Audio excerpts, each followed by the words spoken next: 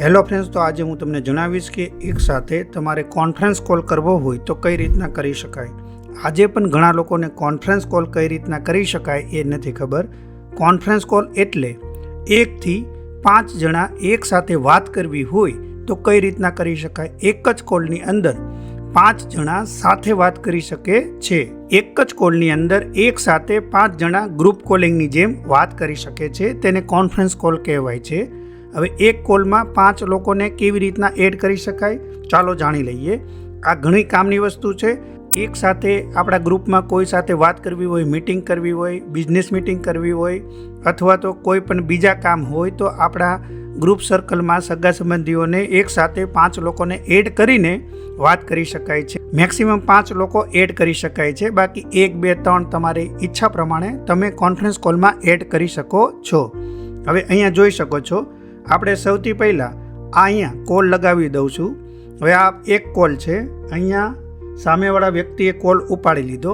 પછી આ પ્રકારનો ઇન્ટરફેસ આવે છે. અહીંયા તમે જોઈ શકો છો મોરનો ઓપ્શન્સ દેખાય છે, તેના પર તમે ક્લિક કરશો એટલે અહીંયા તમારે એડ કોલ પર ક્લિક કરવાનું છે. ત્યાર પછી અહીંયા તમારે બીજા નંબરમાં જે કોઈને કરવો હોય તો અહીંયા ડાયલ કરીને પણ કરી શકો છો. તમારા કોન્ટેક્ટ લિસ્ટમાં હોય તો ત્યાંથી પણ તમે લગાવી શકો છો. અહીંયાથી આપણે ડાયરેક્ટ આ નંબરમાં લગાવવો છે તો તેને એડ કરવાનો છે.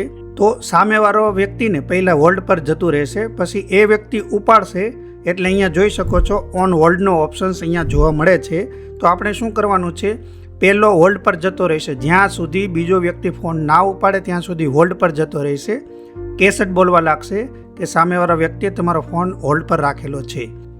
ત્યાર પછી હજુ તમારે ત્રીજા વ્યક્તિને જોઈન્ટ કરવા હોય, એડ ઓલ કોલ કરીને તમે અહીંયા આ નંબર પર કોલ કરી શકો છો.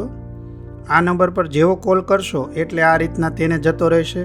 હવે તે પણ ઉપાડશે. એડ કોલ કરતા જશો એ પ્રમાણે સામેવાળા વ્યક્તિ ઉપાડતા જશે. હવે જો સામેવાળા વ્યક્તિએ કોલ ઉપાડી લીધો છે, અહીંયા સેકન્ડ સ્ટાર્ટ થઈ ગઈ છે, જોઈ લો.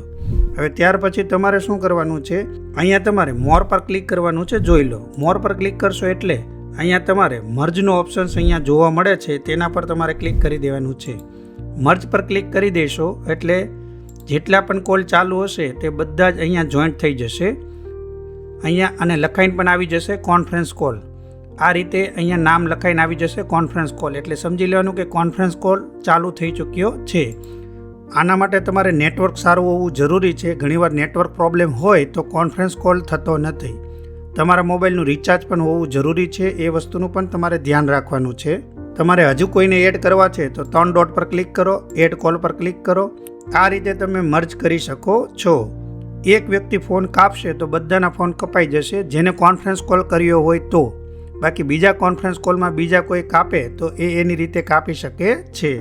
અને જો તમે એક સાથે એક્ઝામ્પલ માટે 3 વ્યક્તિ વાત કરો છો અને તેમાંથી કોઈ એકને તમારે કટ કરવો છે, જે બાકીના કોલ ચાલુ રહે, અને કોઈ એક વ્યક્તિનો કોલ કટ કરવો છે તો એ પણ કરી શકો છો.